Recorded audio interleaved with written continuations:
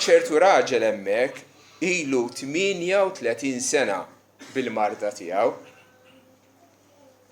Meta Ġesu raħ mixħut hemm u billi kien jaf li diġà ilu żmien twil f'dik il-qagħda qallu trid issir b'saħħtek.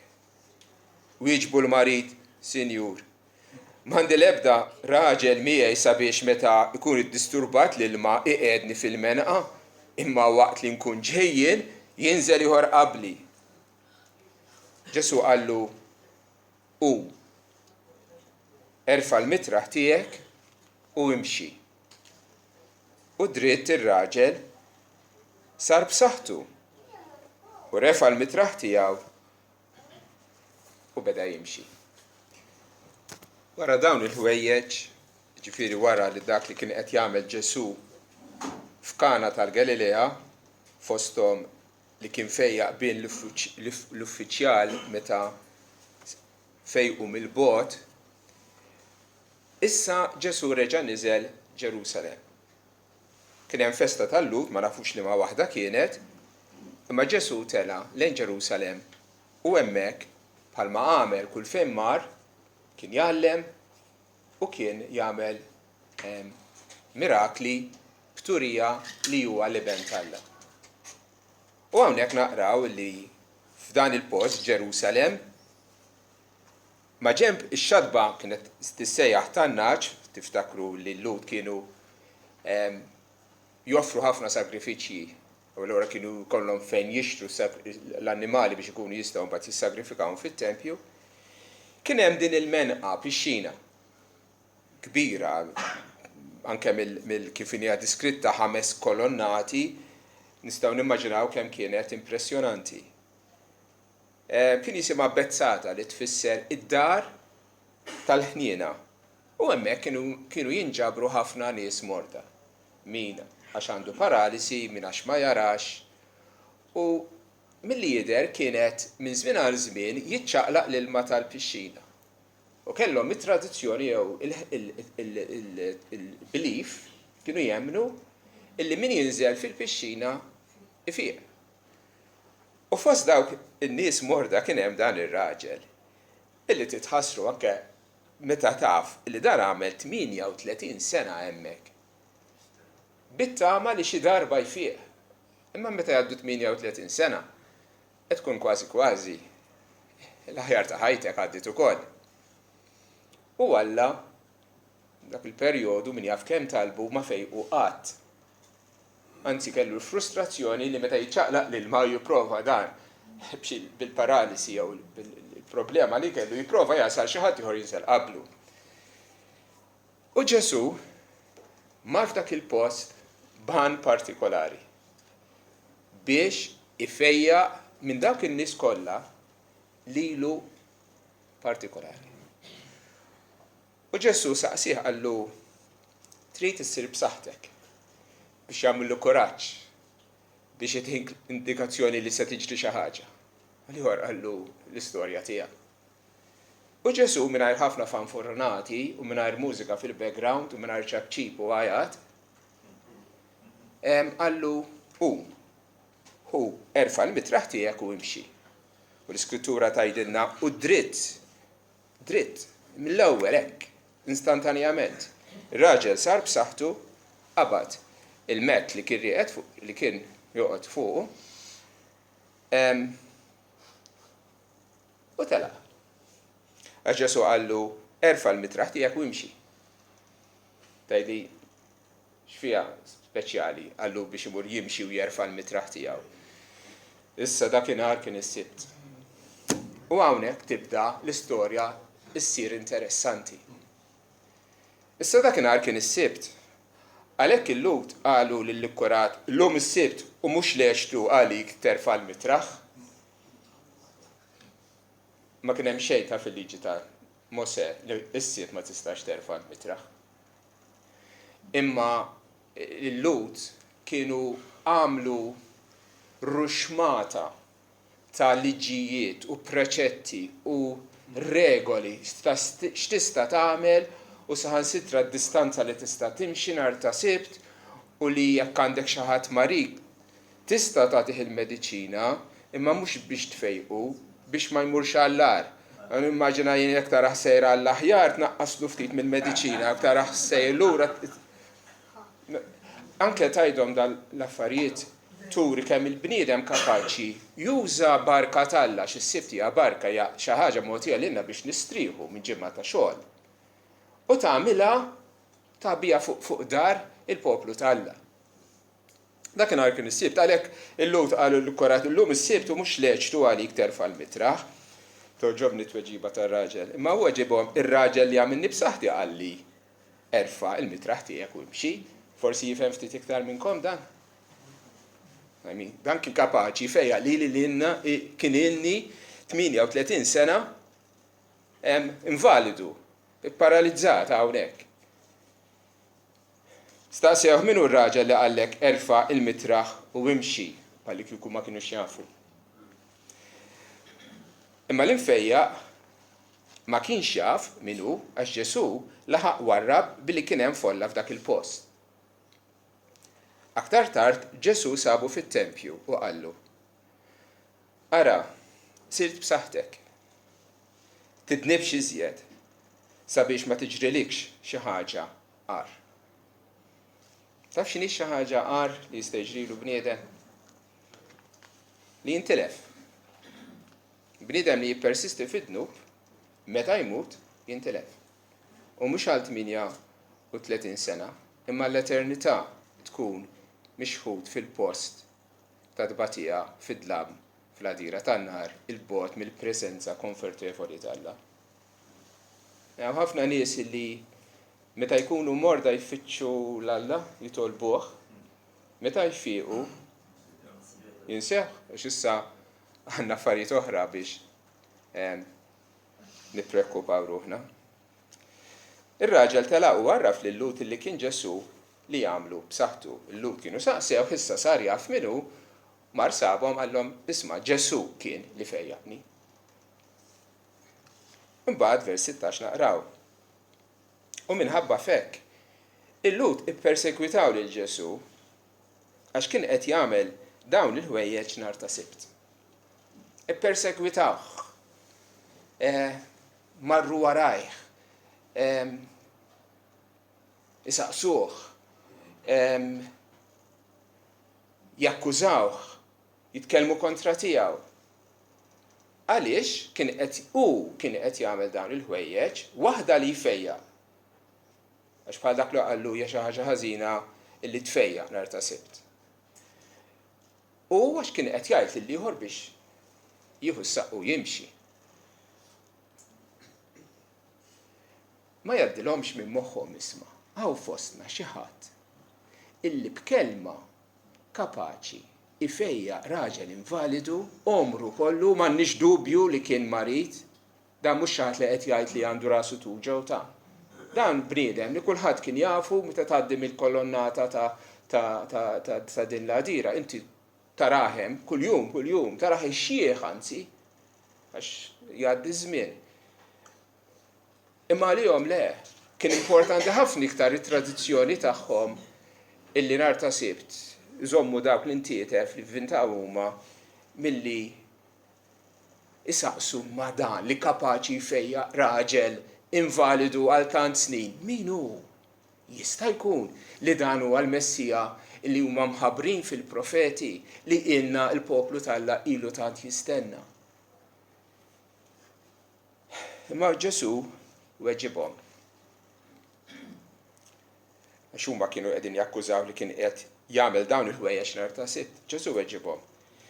Missieri jaħdem s'issa. U jien qed naħdem. La darba l-missier qed jaħdem s'issa, jiena qed naħdem ukoll. Il-missier qed jaħdem. Jaħdem anke nhar ta' Sibt. Inti nhar ta' Sibt, ix-xemx titla'. Nhar ta' Sibt, Alla jibgħat xita. Nhar ta' Sibt, Alla jfejjaq in-nies.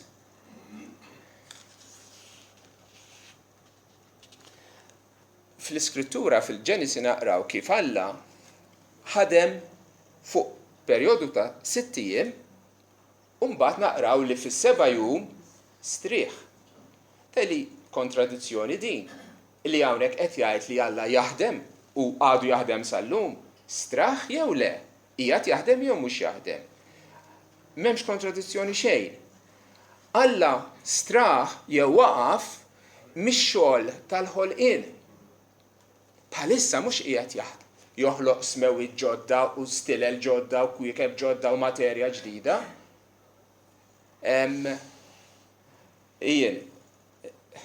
Matter Snyder created, nor destroyed, hekk tgħallem l-istudenti tiegħek u hekk hu.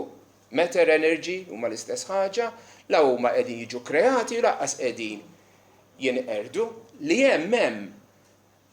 Il-Bibja tgħidilna Alla ħalaq kollox fuq 6 ijiem, fis-7 ġurnata straħ minn dak it-tip ta' xogħol, imma ma jfissirx illi Alla ħalaq l-univers u rabat iħdejh waħli ħarrasu. Alla ħares. Għax isemgħu din l-esistenza tal-univers tiddependi fuq il-ħidma kontinwa tal-Alla fl-univers, altrimenti l-univers jieqaf jeżisti. L-univers m'għandux eżistenza fih innifsu. Wieħed hu li għandu l-ħajja fih innifsu minnu. Alla huwa etern, Alla ma jiddependi fuq ħadd. L-univers jiddependi fuq Alla biex inħoloq to start with, imma wkoll biex jibqa' jeżisti. U dak li aħna ngħidulhom il-fenomeni naturali, il-gravità, il-forzi l-oħra fin-natura, il-twelid u l-mewt tal-annimali, il-ħajja tagħna, il-kwiekeb u l-pjaneti, iduru max-xemx. Dak kollu li qed jiġri huwa kollu il-ħidma tal-Alla, il-ħidma tal-providenza tal-Alla li qed jieħu ħsieb il-ħolqien tiegħu.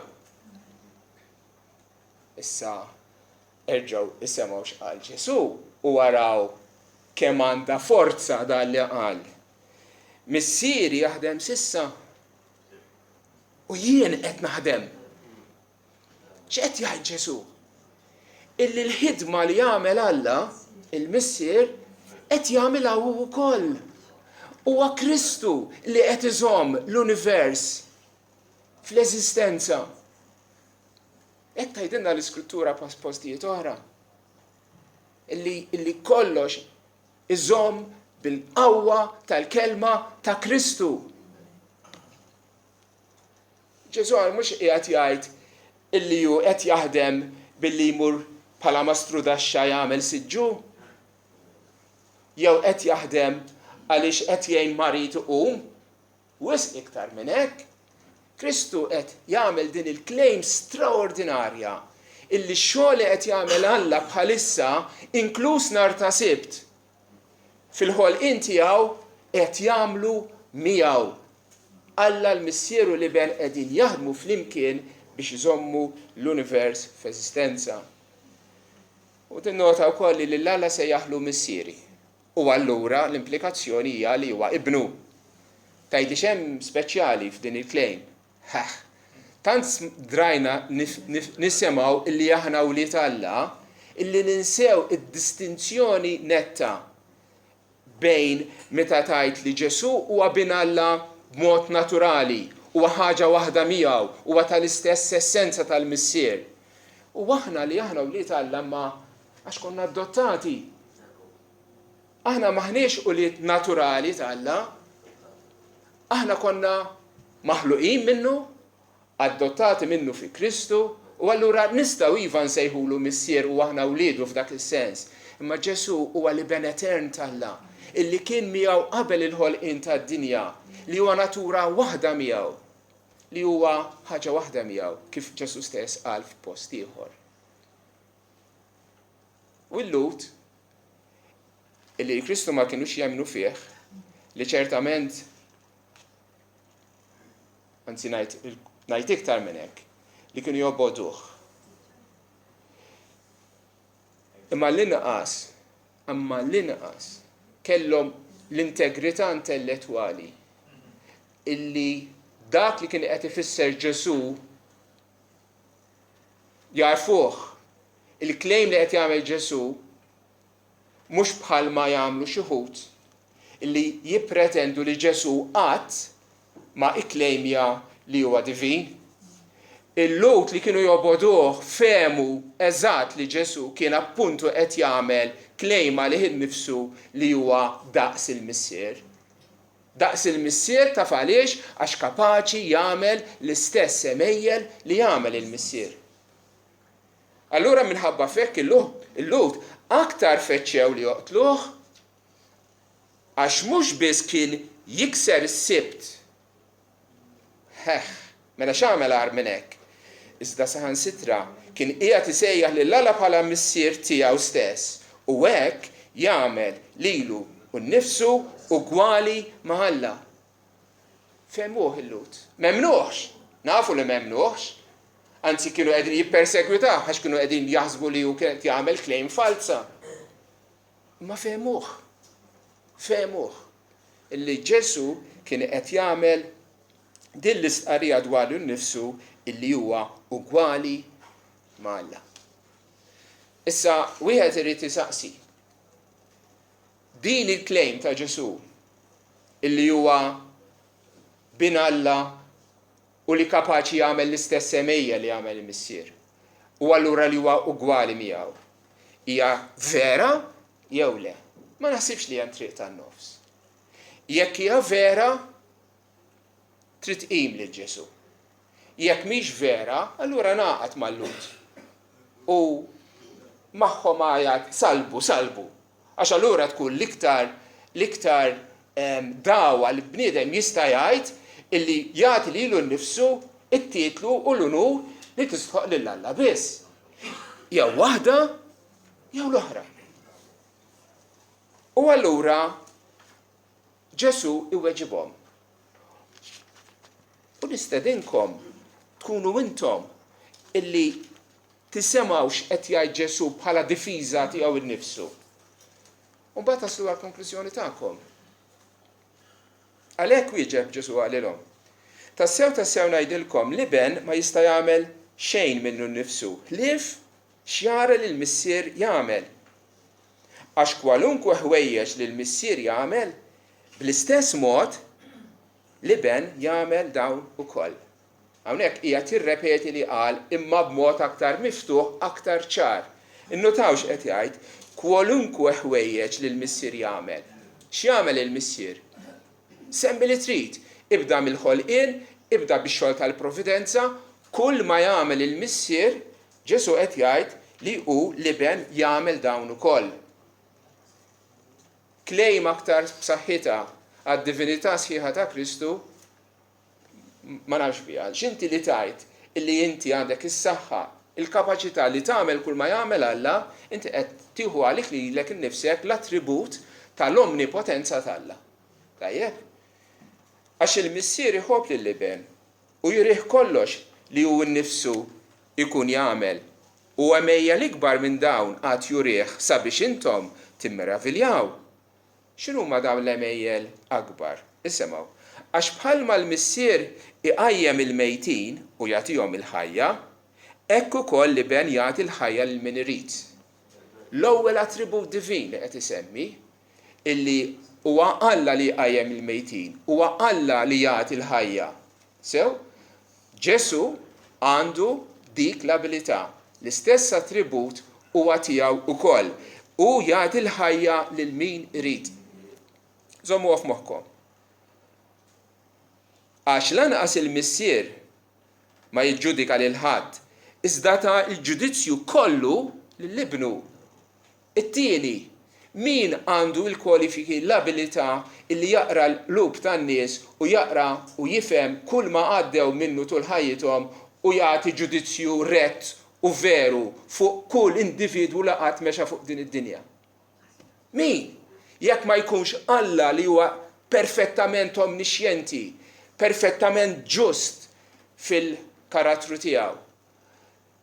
Imma Alla l-Missier qal le, dan il-ġudizzju ħanħallih fidej l-ibni, għax hu kwalifikat, għax hu wkoll omnixjenti, u wkoll għandu ġustizzja perfetta fil-karattru tiegħu. Mela, Ġesu bħal Missier jagħti l-ħajja. Ġesu bħal Missier jagħmel ġudizzju. Quddiem dan Ġesu għad tidher għall-ġudizzju tiegħek u jiena wkoll. Li ħaġa waħda nistgħu nkunu ċerti, il-ġudizzju tiegħu ħajkun tajjeb, ħajkun rett, għax Kristu jaf qalbna u jaf kull ma għamilna bl-iċken dattal. Ferm iktar milli aħna nafu aħna stess li nfusna.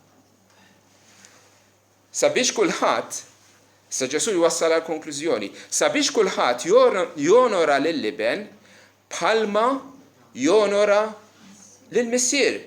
Min ma jonorax lill-liben ma jonorax lill-missier li batu. Il-kelma, il-key word hawnhekk din is-sentenza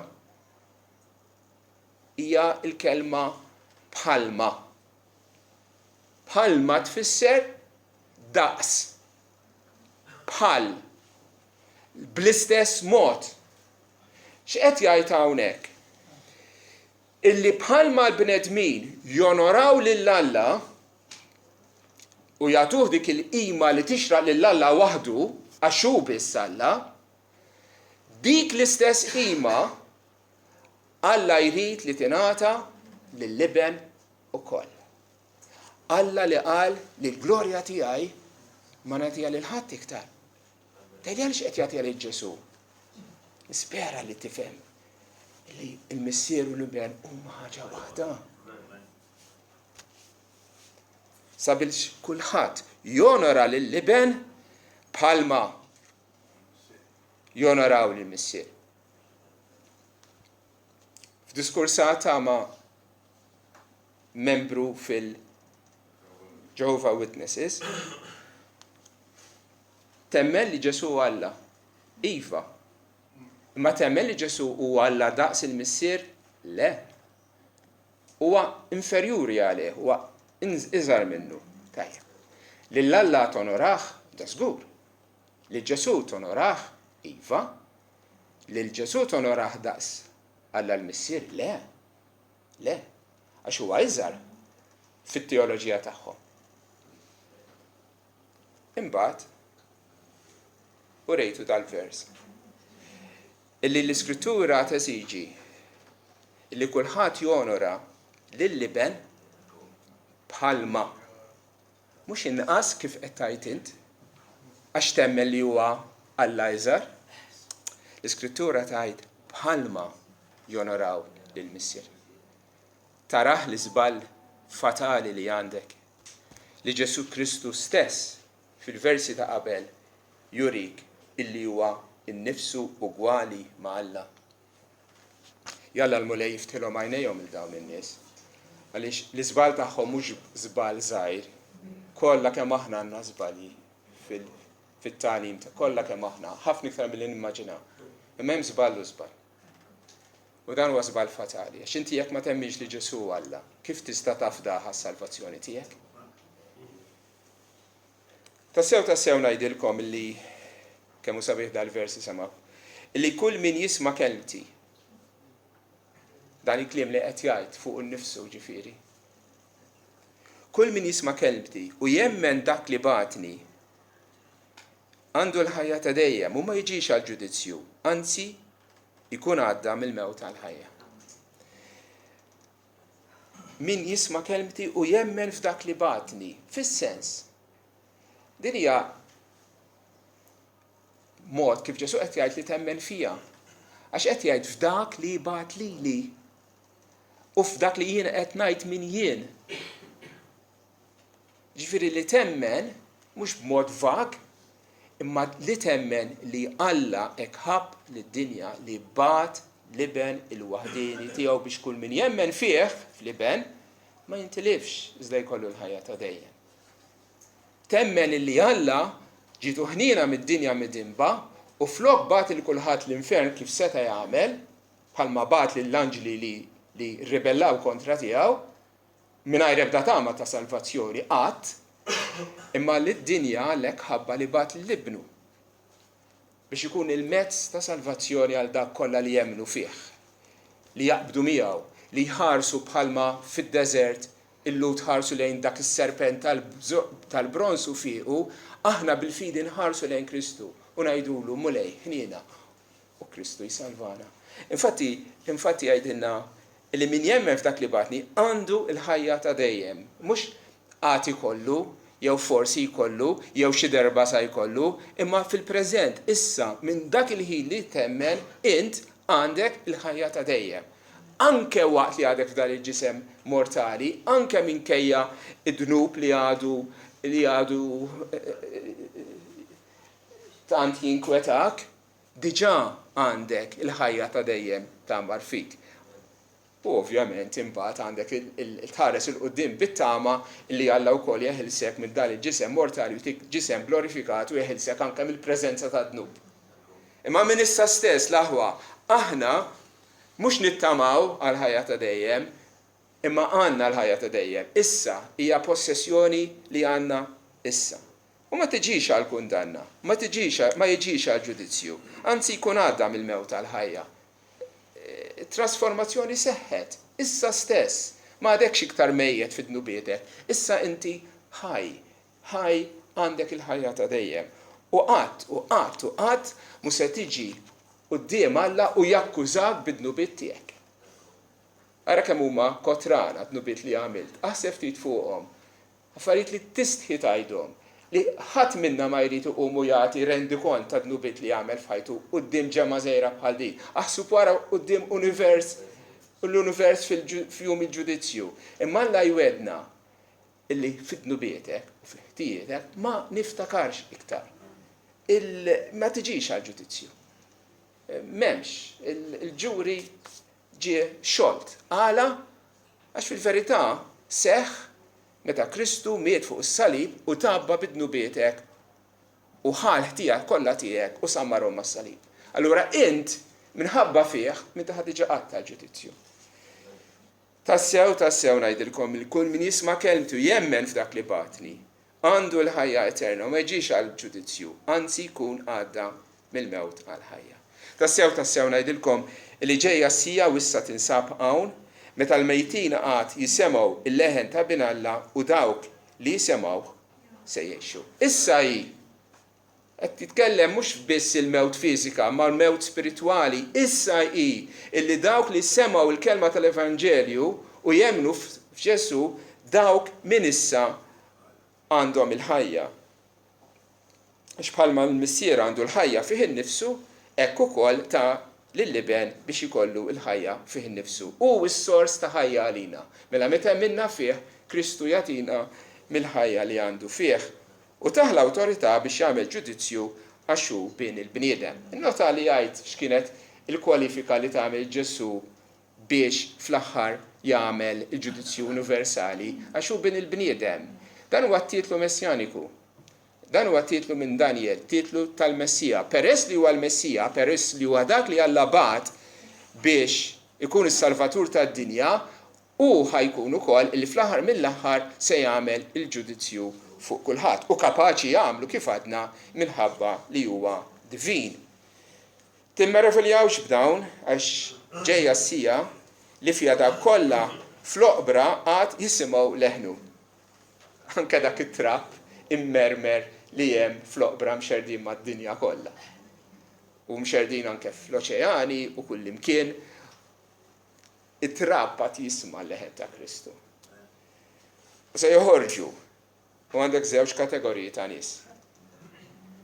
Dawk li jagħmlu tajjeb għar-reżoluzzjoni tal-ħajja u dawk li prattikaw il-ħażen għar-reżoluzzjoni tal-ħaq jew tal-ġudizzju jew tal-kundanna. Innota il-karattru ta' dawk li jemnu f'Ġesu, innota l-imġieba ta' dawk li jemnu f'Ġesu. Dawk li jemnu f'Ġesu ma dawk li matul ħajjithom ikunu għamlu tajjeb. Ħalli ma niddeludux ruħna u ngħidu x'in hemm il-Ġesu issa ngħix bħax-xita fid-dinja u xorta. Dawk li l-Alla jaħfer, dawk l-istess nies Alla jibdilhom u tihom qalb ġdida li tobdi lill-Alla. Huwa dak il-ħajja mibdula illi turina li tikxef minn aħna tassew quddiem Alla. Għalhekk jgħid dawk li għamlu tajjeb għar-reżoluzzjoni tal-ħajja dawk li prattikaw il-ħażen li baqgħu jgħixu fil-ħażen u memnu għad f'Ġesu dawn ikunu iqumu għall-ġudizzju tagħhom. Jien ma nista' nagħmel xejn minn innifsi bħalma nisma' niġġudika l-ġudizzju tiegħi u ġust għax ma nfittix ir-rieda tiegħi innifsi iżda r-rieda ta' min batni. Ir-rieda ta' min batu kienet u hi li ma jitlef l-ebda wieħed minn dawk li taħ. Kun ċert illi Kristu se jżomm kelmtu mal-missier u lilek għad jagħtik il-ħajja anke fil-ġisem mortali tiegħek. Issa, u ħanamilha malajr il-bqija tal-kapitlu għaliex Ġesu qed jipprova jgħin lil dawn in-nies jemmnu fih fis-sens. Sissa qed jagħmel il-claims dwaru nnifsu illi hu liben Alla, li hu jagħmel ix-xogħol tal-missier, li hu jagħti l-ħajja, li hu iqajjem il-mejtin, li hu jagħmel ġudizzju. Dawn huma kollha affarijiet li jagħmel Alla l-missier. U Ġesu qed jgħid dawn nagħmilhom jien ukoll biex juri li fehmuh tajjeb illi hu gwali għall-missier. Imma huma ovvjament m'hemmnuhx. Allura issa biex jgħinhom jemmnuh, biex jagħtihom ir-raġunijiet għalfejn għandhom jemmnuh, Ġesu jgħid 3 affarijiet. L-ewwel waħda. Jekk jien waħdi nixed dwar innifsi t-testimonjanza tiegħi mhijiex vera, nista' ma naqra stramba hu. Ma jekk niġi jien jew xi ħadd u jgħid isma' x'jiena Napoljun, jew għax jiena bin Alla, jew għax jiena s-Salvatur tad-dinja. Inti tgħidlu all right, tgħid li trid fuqek innifsek. Imma tippretendix għax qed tgħid ħanoddok bħala li qed tgħid il-verità. U Ġesu qed jgħid vera. Kieku kont jien waħdi jekk qomt filgħodu u ħriġtaw u ġejt ngħidilkom li jien ugwali mal-missier, kienu kolkom raġun ma temlunix. Għalkemm jien ngħidu Ġesu hu l-verità, ġifier kull kelma li toħroġ minn fomu il-verità, imma aħna bħala bnedmin iridu xi ħaġa iktar minn hekk, minn sempliċement xi ħadd li jagħmel claim fuq nnifsu. Hemm ieħor li jixhed dwari u naf li t-testimonjanza li jixhed dwari hi vera. Intom issa jgħidilna minnu dan ieħor tali jagħti li testimonjanza. Imma mbagħad ikompli jgħid speċi fil-brackets intom battu għand Ġwanni u dan xhieda l-verità. Tiftakru meta batu l-nies għand Ġwanni biex jgħidulu int min inti Kristu jew nistennew xi ħadd ieħor. Ġwanni qalilhom insa jiena qasbis kapaċi inħollu l-qort tiegħu li dak li ġej warajja u l-liben Alla u l-ħaruf Alla li neħidlu tad-dinja.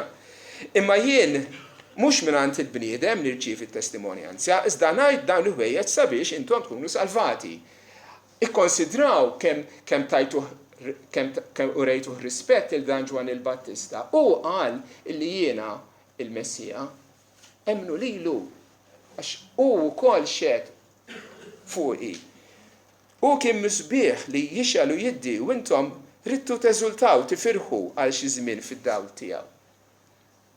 Mela l-ewwel speċi isna qegħdin fil-qorti, l-ewwel evidenza li qed jagħti huwa t-testimonjanza li taħ Ġwan il-Battista.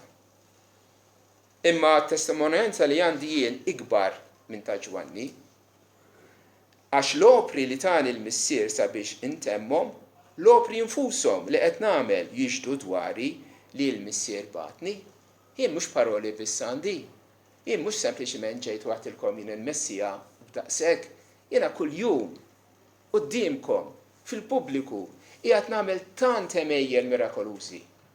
Dan ir-raġel li qegħdin nitkellmu fuq u wieħed minnhom. 38 sena, issa qegħdin tarahu jimxi. Ma tfisser xejn dik għalikom. U tant mijiet, tant nazzarda ngħid eluf ta' nies li Ġesu fejja mod mirakoluż. U l-missier li batni hu nnifsu xehed dwari. Laqgħet smajtu leħnu u lanqas rajtu l-forma tiegħu u kelmtu ma tkomx tagħmmar fikom. Għax lil min bat hu lil dan intom ma temnuhx. Dik kienet il-problema tagħhom. Ix-xhieda ta' Ġwanni, ix-xhieda ta' Alla l-missier permezz tal-mirakli u t-tielet, ix-xhieda tal-Iskrittura. Intom tfittxu l-Iskrittura x'intom jidrilkom li fihom għandkom il-ħajja eterna. U ma dawk li jixhdu dwari, frattant ma tridux tiġu għandi sabiex ikolkom il-ħajja. Patetika. Huma kienu esperti tal-Iskrittura, kienu jaqrawha, kienu jistudjawha, kienu jħobbuha. Kuljum kienu jaqraw mill-kelma tal-Alla kuljum, u nhar ta' Sied mod partikolari, u kienu jġorru biċċiet tal-Iskrittura fuqhom ukoll. Għax kienu qegħdin jaħsbu li fl-Iskrittura għandhom il-ħajja ta' dejjem. Bħalli kieku tkun sejr lejn il-belt u xini tkun tasal lejn bib il-bombi tara fleġġa miktub Valletta. U inti taqbad tintasab taħta, tagħmel tinżel bil-qiegħda hemmhekk u tara qed il-belt. Wasalt. Le ma wasalx.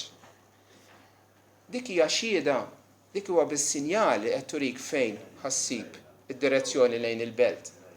L-Iskrittura l-aħwa tista' taqra mill-ewwel vers sal-aħħar vers 20 darba tul ħajtek. Tista' titgħallimha bl-amment. L-Iskrittura mhix se salvak. Tajt li x'inti tajt, inti evanġeliku taf, ħanerġa' ngħidlek l-Iskrittura mhix se salvak. Jekk int ma tieħux il-messaġġ tagħha dwar Ġesu Kristu u taqbad miegħu,